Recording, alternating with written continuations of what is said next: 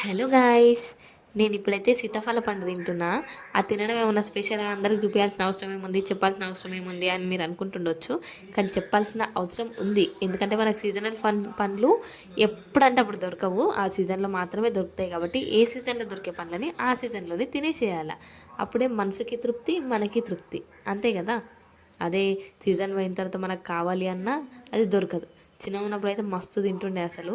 మా నాన్న ఇప్పుడు ఊర్లలో మనకి ఏడవాడితే అన్నీ దొరుకుతాయి, సపరేట్గా పోయి కొనుక్కోవాల్సిన అవసరం లేదు. ఈ హైదరాబాద్ లాంటి పోయి కొనుక్కోవాలి. కానీ ఊర్లో మన ఇంట్లోనే చెట్లు ఉంటాయి, లేదంటే పొలానికి పోయినా మస్తు ఉంటాయి.